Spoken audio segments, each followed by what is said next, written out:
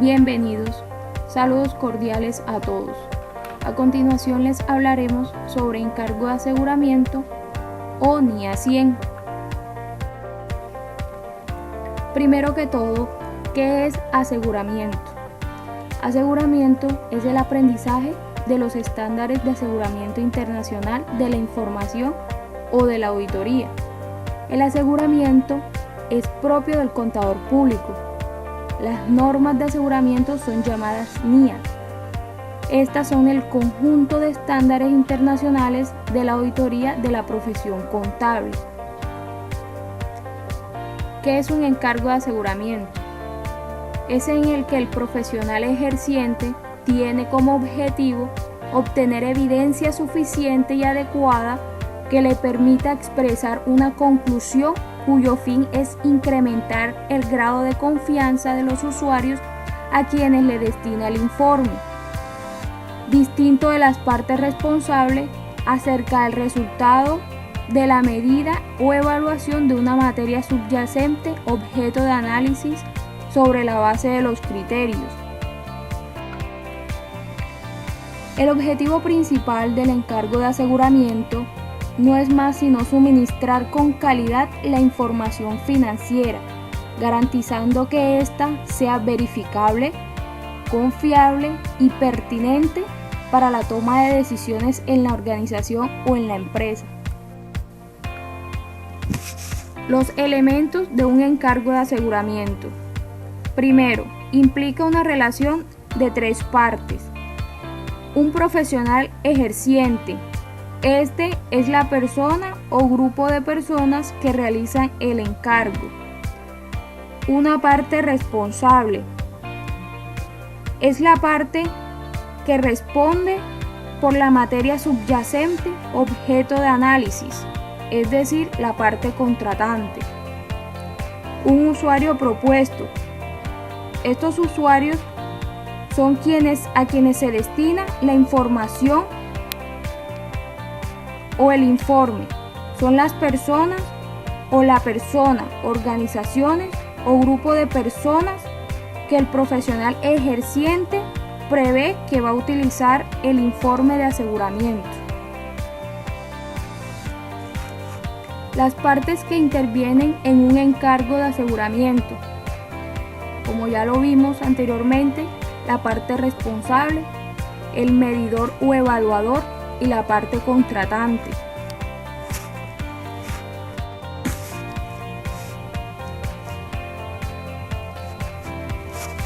Diferencia entre los dos tipos de encargo. Cuando el profesional ejerciente, a través de la materialidad o la importancia relativa, evalúa la información y las evidencias, descartando o aprobando de que éstas tengan información con incorrecciones materiales o que estén libres de ellas. Dado el caso de que tengan incorrecciones materiales, el profesional ejerciente tiene el riesgo de dar una conclusión inadecuada, dando paso al encargo de aseguramiento razonable o encargo de seguridad limitada. El encargo de aseguramiento razonable tiene por objetivo la reducción del riesgo del encargo a un nivel aceptablemente bajo en función de las circunstancias del encargo como base para la expresión por el profesional ejerciente de una conclusión de forma positiva. El encargo de seguridad limitada tiene por objeto la reducción del riesgo del encargo de aseguramiento a un nivel aceptable en función de las circunstancias, siendo su riesgo superior al del encargo de seguridad razonable, como base para la expresión de una conclusión expresada de forma negativa por el ejerciente. En la normatividad, la norma ISAE 3000 contiene lineamientos que deben ser aplicados por los contadores públicos en diferentes encargos de aseguramiento. El decreto 2270 del 2009 efectuó una serie de cambios al marco de aseguramiento de la información vigente para los encargos de revisoría fiscal y auditoría financiera. El reglamento de designación de sociedades de auditoría, aprobado por la resolución de la Contaduría,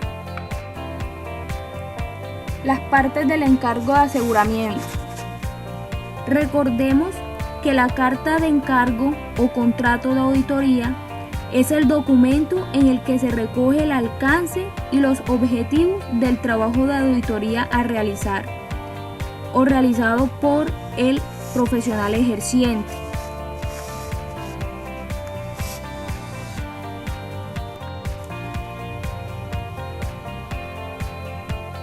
Como primera parte del encargo de aseguramiento, tenemos la familiarización. Por medio de la familiarización se determina a la administración cuáles son los lineamientos que tiene la auditoría. Como parte de la familiarización encontramos la caracterización de la empresa, donde plasmamos toda la normativa legal y contable sobre la cual vamos a trabajar en la auditoría. Podemos también mirar el alcance, mirar las condiciones de la empresa, su reglamento interno, sus procesos internos, la determinación y participación de la sociedad o de la empresa. Miramos en la caracterización del proceso, su misión, su visión, los objetivos y la reglamentación general.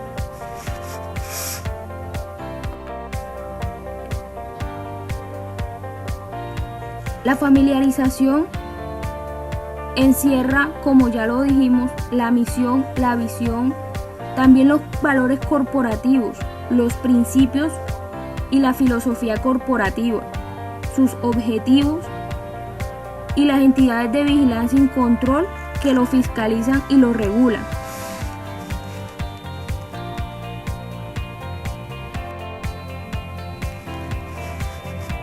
En la familiarización debemos tener presente de estudiar aspectos como el manual de procesos y procedimientos de la empresa, los manuales de funciones y los cargos administrativos, operativos o funcionales de la organización, la normatividad o el normograma de la empresa, las leyes, normas, decretos y políticas vigentes que encierran o que hacen referencia a la actividad económica de la organización, la documentación interna y legal, los puntos de control, las políticas de operación y gestión de la organización. Todo esto hace parte de la caracterización de la empresa.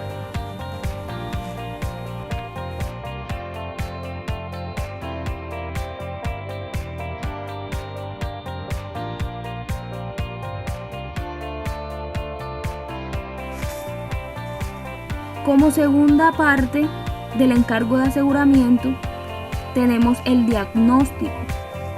En este paso se realiza un análisis de identificación de debilidades, amenazas, fortalezas y oportunidades, es decir, una matriz DOFA.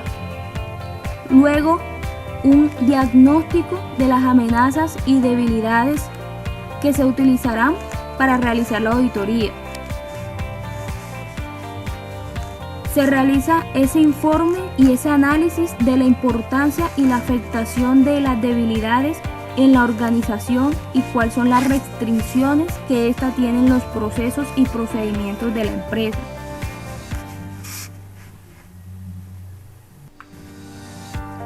Como tercera parte del encargo de aseguramiento, tenemos el Plan Global de Auditoría. En este paso nos hace referencia al listado de actividades a auditar, es decir, las debilidades que se identificaron en el diagnóstico de la matriz DOFA. En el Plan Global de Auditoría se puede determinar por medio de la NIA 200 que estas actividades deben ser mínimo 15 actividades para lograr un objetivo de la auditoría. Se debe tener 4 aspectos fundamentales. Primero, la normatividad de la empresa. Segundo, evaluar los procesos y procedimientos. Tercero, tener presente la política contable y financiera de la empresa. Y cuarto, la evaluación del control interno, sus políticas y procedimientos. El cuarto paso del encargo de aseguramiento es la revisión analítica. En la revisión analítica debemos dejar por sentado cuáles son las técnicas a aplicar en la auditoría. Podemos constatar unos tipos de técnica, como es la técnica ocular, y su clasificación es comparación, observación, estudio general y revisión. La técnica verbal. La técnica verbal hace referencia a la indagación. La escrita hace referencia al análisis y confirmación. La técnica documental nos sirve para comparar y certificar. Y la física para inspeccionar y hacer hallazgos físicos. Como quinto paso del encargo de aseguramiento, tenemos la emisión de los informes. En este paso, el auditor o el personal ejerciente le constata a la administración qué tipo de informes y en qué leyes se está soportando para realizar la auditoría. Deja por sentado que dará 3 tipos de informes o procesos durante la auditoría, como es el informe preliminar, el acta de descargo y el informe final.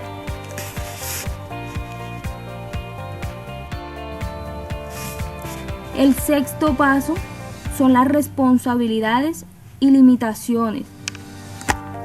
Estas, de acuerdo al Manual de Procesos, Funciones y Procedimiento de los ingresos y demás cuentas asociadas en la generación de ingresos de la empresa, se ajusta a los estatutos y políticas y decisiones de la junta directiva o de los socios que llevan la dirección de la organización, y se ha evidenciado las medidas adecuadas de control interno, de conservación y custodia.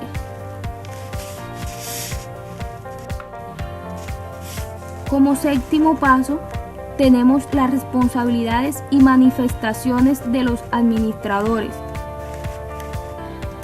Esto los podemos evidenciar a través de los estatutos, los manuales de funciones, certificado de existencia y representación legal, como es la Cámara de Comercio, en los cuales determinamos cómo está constituida la empresa o la organización y quiénes y qué porcentaje de grados de responsabilidad tiene cada asociado accionista o el gerente en general.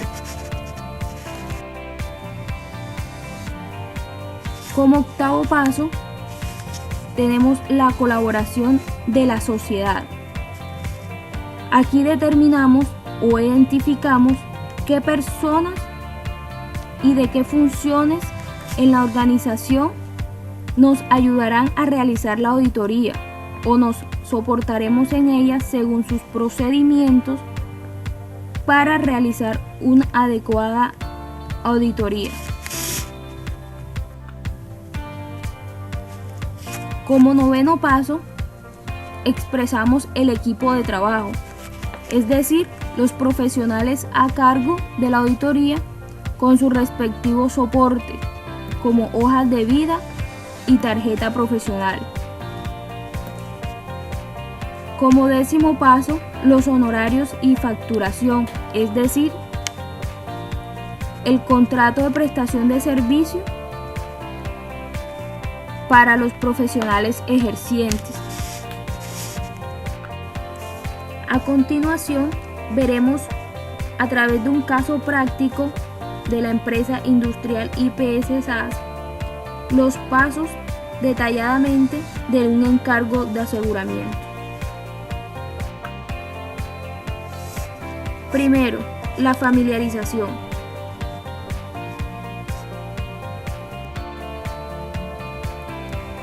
Industrial IPS SAS. Conforme a lo pedido, se escogió la empresa Industrial IPS SAS, ubicada en la ciudad de Montería, perteneciente al grupo 2 de las NIF para pymes. En la familiarización, como lo vimos anteriormente, hace parte de la caracterización de la empresa.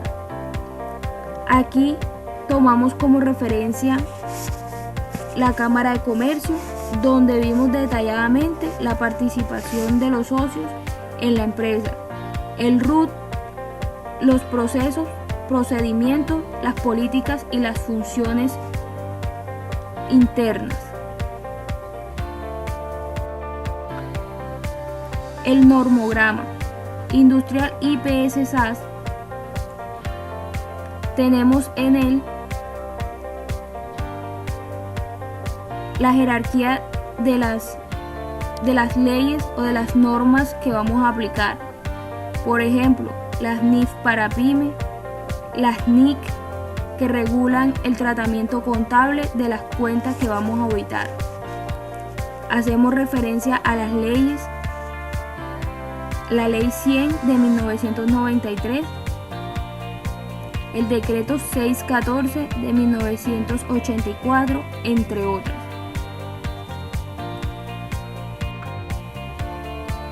Segundo paso, el diagnóstico. Como lo vimos en la teoría, en este paso determinamos a través de la matriz DOFA, determinamos las debilidades, oportunidades, fortalezas y amenazas. En ellas hacemos o hicimos una evaluación de esas debilidades y amenazas, colocándola como referencia para hacer nuestro plan global de auditoría.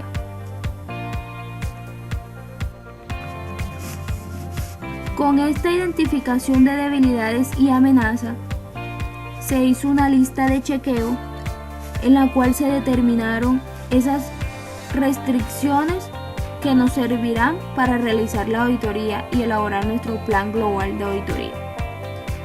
Por ejemplo, la falta de conciliación entre cuentas, la falta de comunicación con los clientes, falta de cumplimiento de la normatividad, falta de capacitación al personal de venta y de cartera, ausencia del cálculo de provisión, control de devolución del cliente en sus descuentos, presencia en diferencia en las bases de datos de las facturas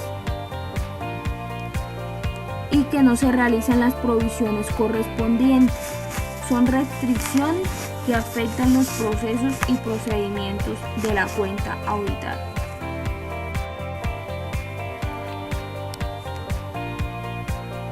Tercero, el plan global de auditoría.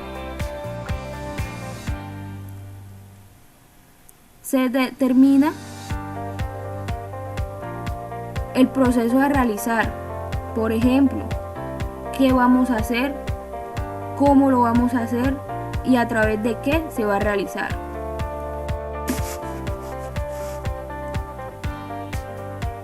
Como cuarto paso tenemos la revisión analítica.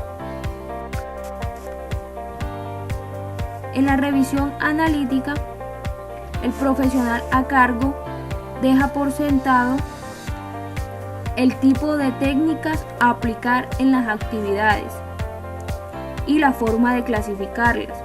Por ejemplo, La técnica ocular tiene la clasificación de observación, comparación, estudio general y revisión selectiva. La técnica verbal tiene como clasificación investigar. La técnica escrita tiene como clasificación analizar y confirmar. La documental, comparar y certificar. Y la física, inspeccionar.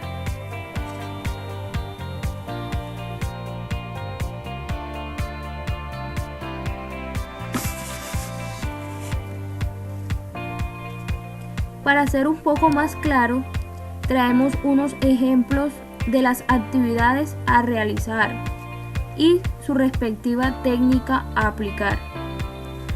Por ejemplo, al visitar las instalaciones de la empresa industrial IPS-SAR y observar la ejecución de las cuentas de instrumentos de deuda por cobrar. En esa actividad se realizará entrevista al jefe de cartera, al gerente, al contador, al auxiliar contable de la empresa. En esta actividad se clasificaron las técnicas inspección, análisis y comprobación.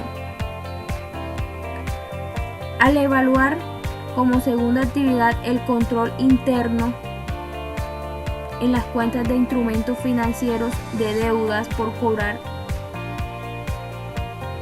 y evaluar el riesgo del control, detección y auditoría de los procesos manejados en el departamento. Hacemos énfasis en indagación, comprobación y revisión.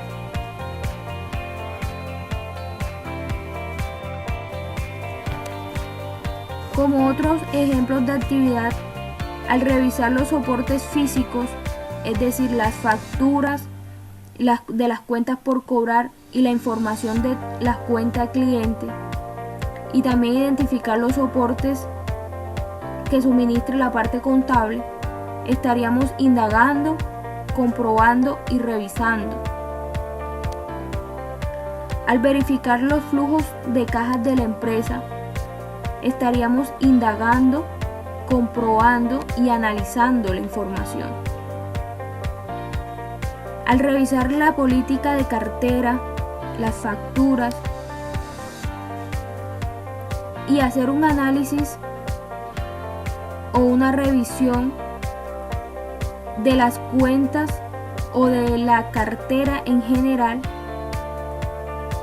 tendríamos que revisar, indagar y comprobar. También al revisar los saldos de las facturas, los saldos de las cuentas y solicitar la información en la parte contable para confirmar saldos, también estamos revisando, indagando y comprobando.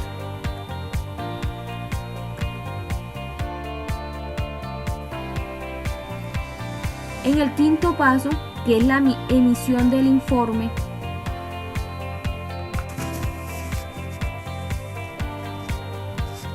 dejamos por sentado los tipos de informe utilizados en el transcurso o en cada paso de la auditoría. En el informe preliminar que se emite al hacer los hallazgos de forma enumerada ante la administración. Luego, el informe o el acta de discusión, donde luego de revisar el informe preliminar se hacen objeciones.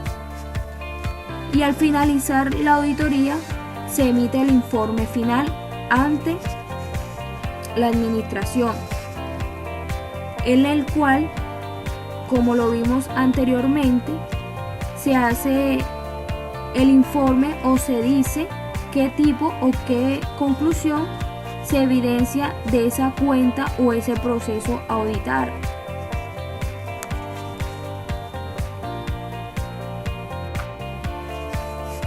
En el sexto paso, las responsabilidades y limitaciones de la auditoría.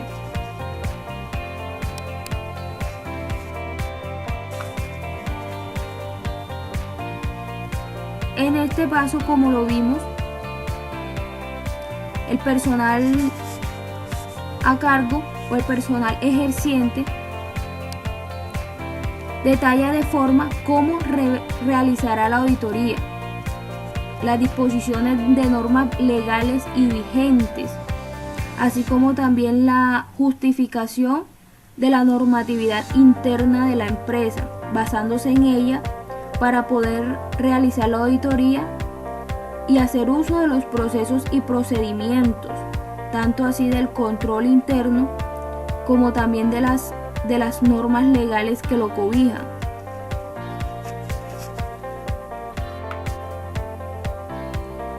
En las responsabilidades y manifestaciones de los administradores.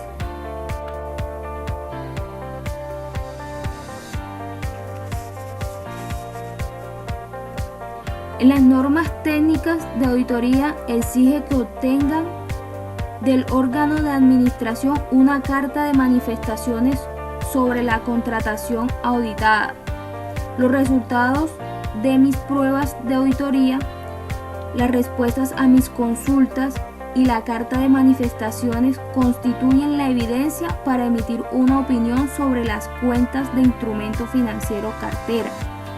En consecuencia, el órgano de administración deberá entregar firmada la carta de manifestaciones de la dirección que le soliciten los auditores en términos previstos en las normas técnicas de auditoría al respecto.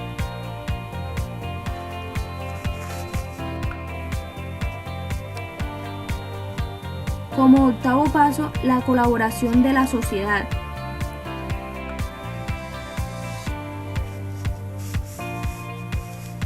Como lo vimos anteriormente, en este aspecto se detalló qué funciones y qué cargos y qué personal estará disponible para cooperar y para ser parte del proceso de la auditoría.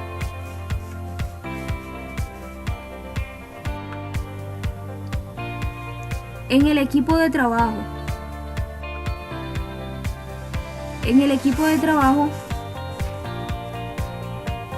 Se evidenció la hoja de vida del personal ejerciente o de la firma.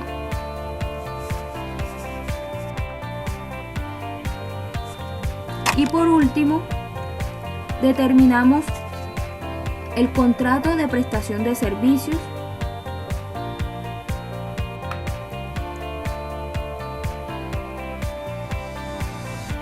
para así determinar entre las partes los beneficios mutuos entre el contratista y el contratante.